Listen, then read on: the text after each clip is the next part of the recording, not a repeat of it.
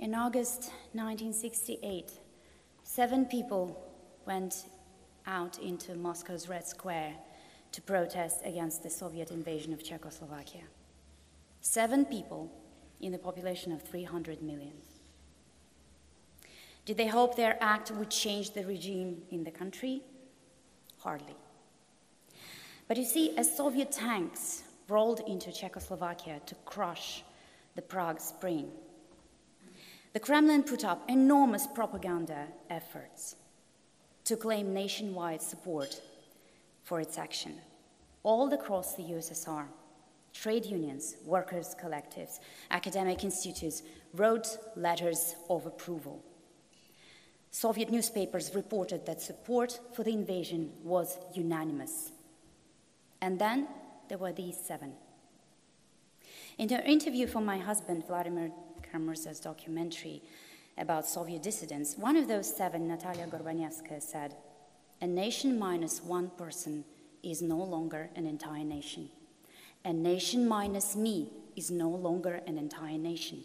A nation minus 10, 100, 1,000 people is no longer an entire nation." So that they could no longer say that there was a nationwide approval in the Soviet Union for the invasion of Czechoslovakia. This was the main outcome of that silent demonstration that didn't even last 5 minutes before its participants were beaten up and herded away. A silent demonstration of protest that ended up in lengthy prison sentences for 5 of them and in a forced psychiatric treatment for 2 of them. Because anyone contradicting the official narrative was then and is being again portrayed as either a criminal or an insane person. And yet they were seen.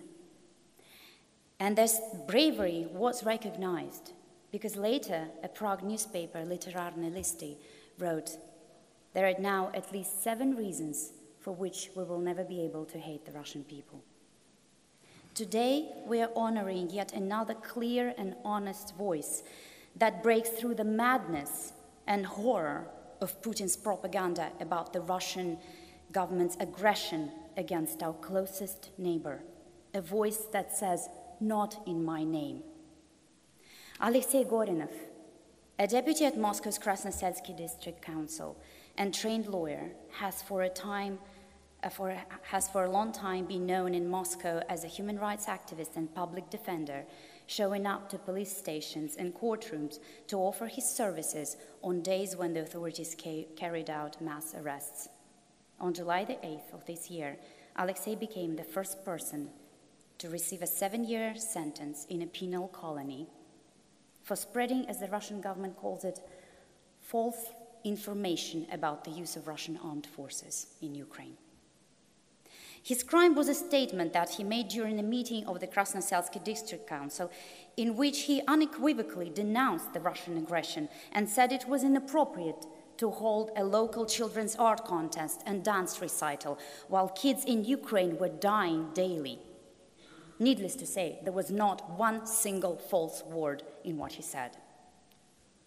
I am convinced that this war is the fastest route to dehumanization.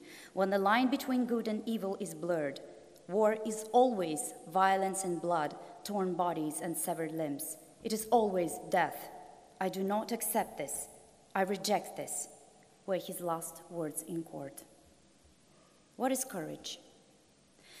Courage that pushed Alexei Gorinov to speak out despite obvious risks of persecution and imprisonment. In the words of President Roosevelt, courage is not the absence of fear, but rather the assessment that something else is more important than fear. By his simple act of rejecting silent complicity and telling the truth, regardless of consequences, Alexei Gorinov demonstrated a strong and clear-cut example of civic courage in the face of an all-powerful repressive state. He has shown us yet again that moral courage can be stronger than military might.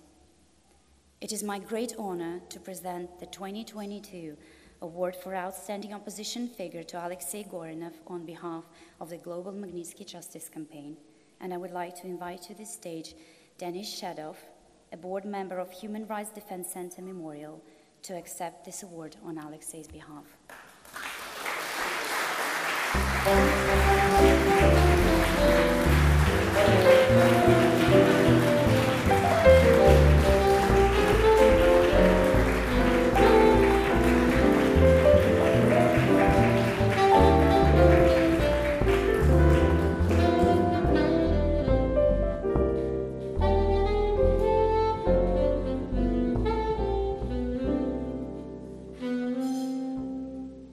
Dear Evgenia, thank you for your words and for your spirit. Dear friends, dear Bill, thank you for this evening and for raising this very important topic, human rights.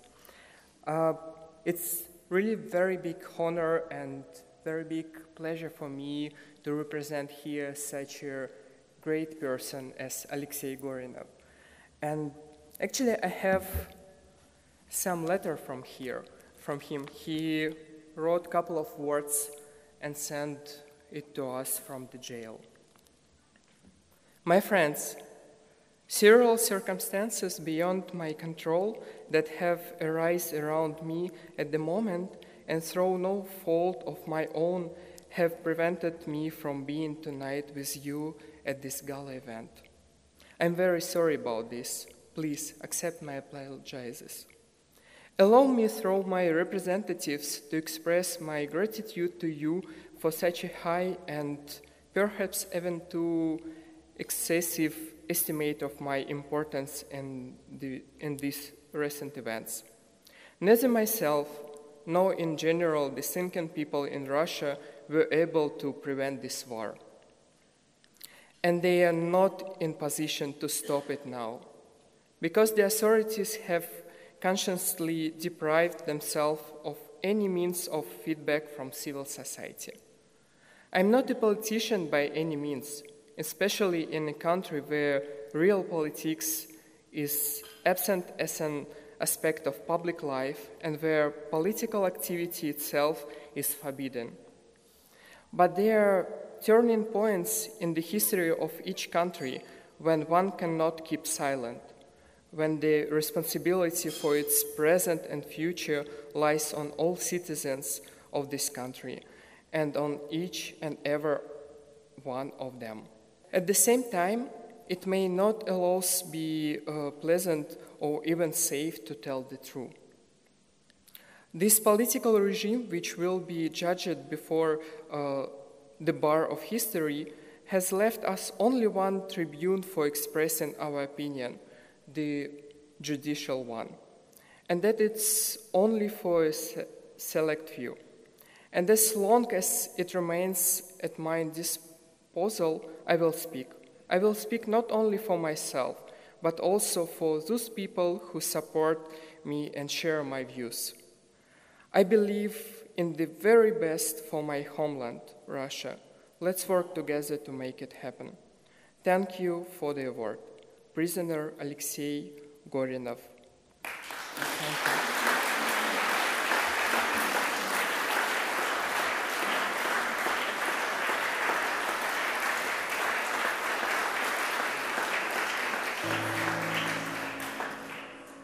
Семь лет лишения свободы.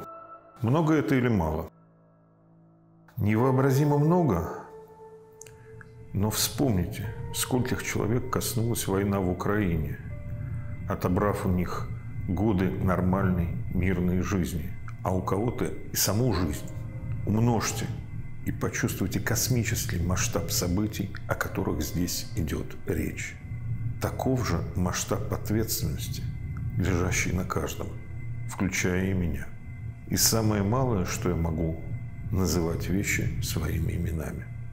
Хватит ли мне 7 лет, учитывая прожитое, чтобы перевоспитаться из пацифиста в ястреба, чтобы признать проводимую специальную военную операцию не военной операцией, войной, а миротворческой акцией, несущей мир людям, чтобы научиться отрицать гибель гражданского населения, включая детей в ходе этой операции, чтобы призывать не к прекращению военных действий, а к их продолжению. Посмотрим. Посмотрим также, хватит ли этих 7 лет политическому руководству России, чтобы понять, какой катастрофе военной, социально-экономической, моральной, нравственной оно привело нашу страну. Невиданное со времен Второй мировой войны разрушение в европейской стране. Многие десятки погибших и раненых с обеих сторон. Миллионы беженцев. При этом нам ежедневно, ежечасно внушают, что это война во имя мира. Приучают к тому, что убивать друг друга – это правильно и нормально. Нет, это не нормально. Это может казаться нормальным только в голове у одного или у нескольких человек, обладающих всей полнотой власти, всеми ее рычагами и отделивших себя от гражданского общества, от народа. Я хочу признать свою вину. Вину перед многострадальным народом Украины, перед всем мировым сообществом. Вину в том, что я, как гражданин своей страны, никак не смог предотвратить это безумие. Прошу простите за то, что, по-видимому, уже ничего не смогу сделать для его прекращения. Я говорю это и от имени множества моих подавленных страхом репрессий соотечественников, от которых получаю письма в свою поддержку. Осознавая неправомерность своих деяний, власти перекладывают на суды часть бремени ответственности за эти деяния, судорожно распихивая по тюрьмам и лагерям граждан за слово, за выражение мнения, за убеждение. Сама возможность возбуждения в 21 веке уголовных дел, подобных моему, возможность сегодняшнего судебного следствия – позор для нашей страны. Все это уже было в ее истории. Исходя из уроков нашего общего прошлого, ввиду неизбежно грядущего будущего России, я уже оправдан. Последнее слово, произнесенное Алексеем Гориновым в Московском городском суде 19 сентября 2022 года.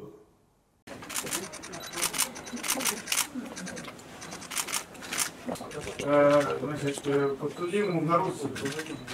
Это, конечно, безобразие. Пресса, все, выходим. Все, пожалуйста, мы ничего не покидаем. Пресса, заканчиваем, покидаем. Все граждане, выходим. Выходим из помещения суда за нарушение общественного порядка.